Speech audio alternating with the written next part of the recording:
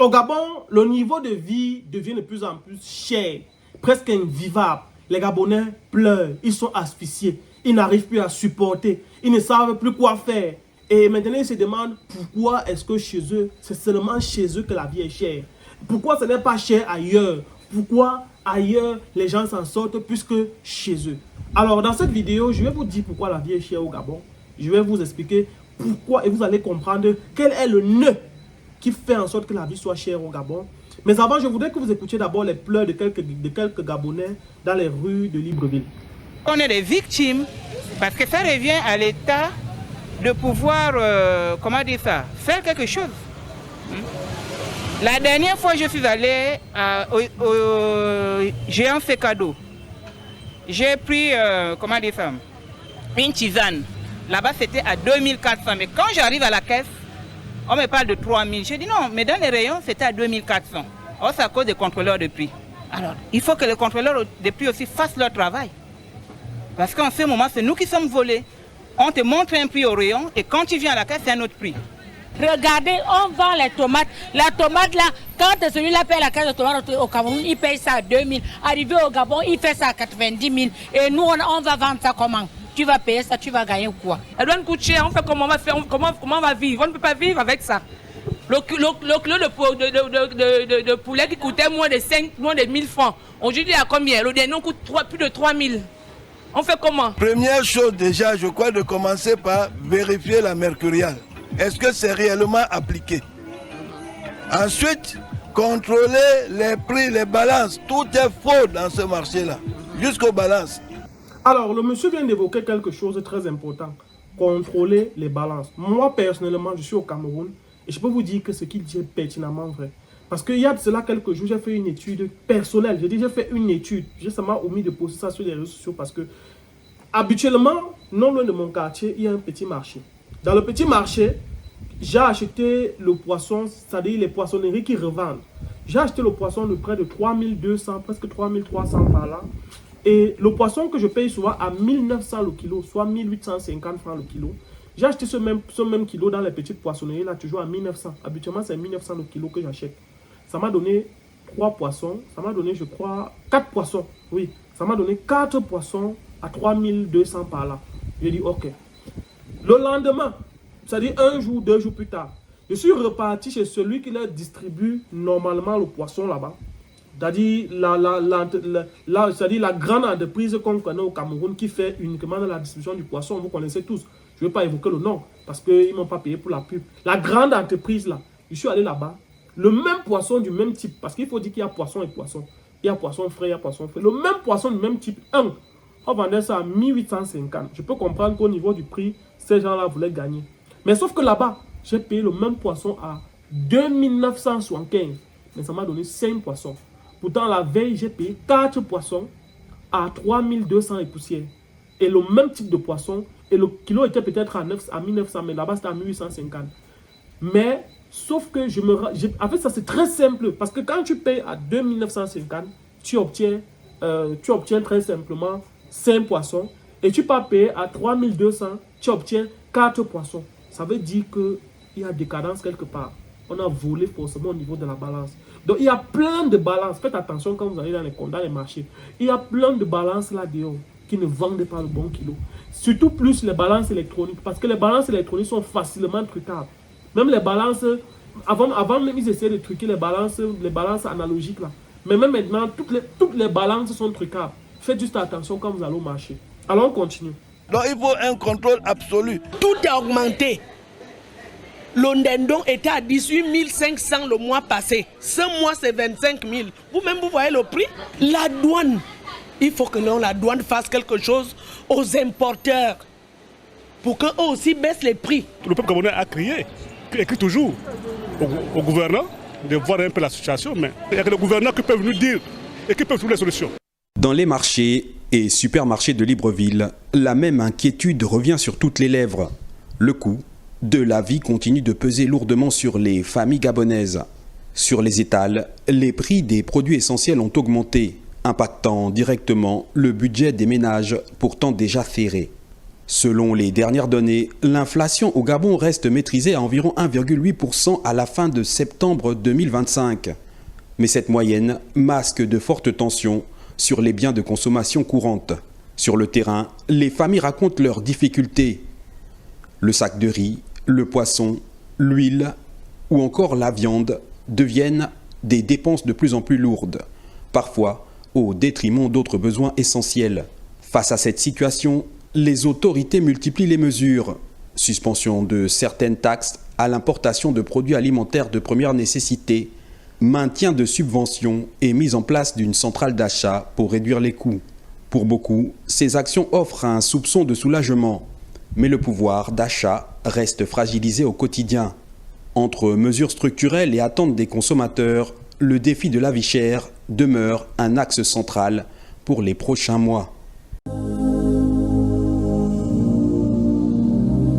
Avoir de quoi manger sur sa table deviendrait-il un luxe au Gabon?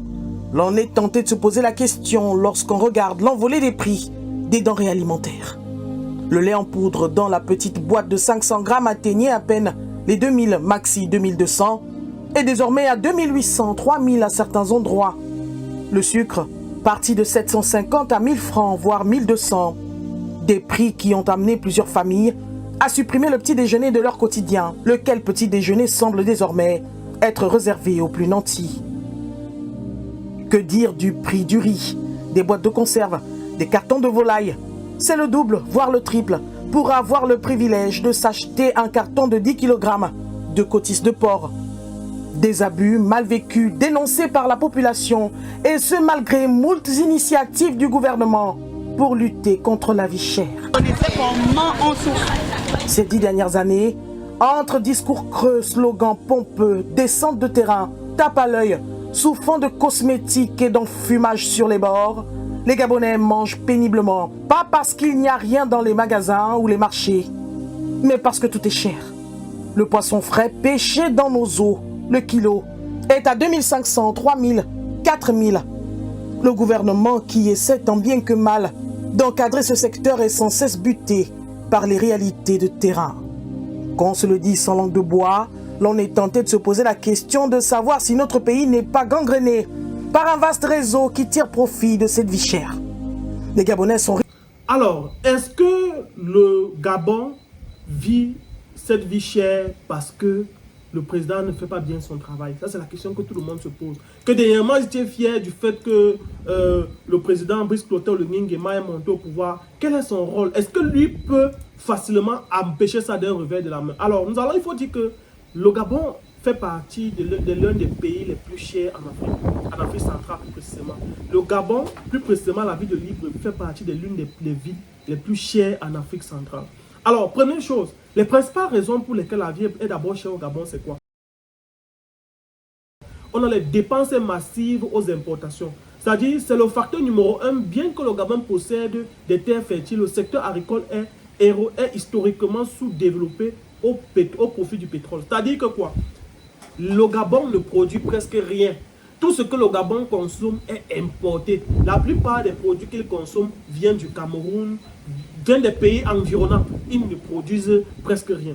Alors, à ça, on a l'importation alimentaire. Près de 80 à 90% des produits alimentaires consommés au Gabon, c'est importé. C'est clair, du Cameroun, Europe, Amérique, tous les pays voisins. Ça veut dire quoi? Quand tu importes, il faut mettre en compte le coût de la logistique. Je ne peux pas quitter au Cameroun.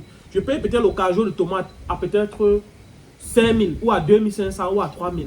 Le transport du cajot de tomate de Yaoundé jusqu'à peut-être Libreville, c'est combien de temps? C'est une journée. Ça va me prendre combien en carburant? Ça peut me prendre peut-être, je dis n'importe quoi, 2 000 par cajot, disons, ou 5 000 par cajot.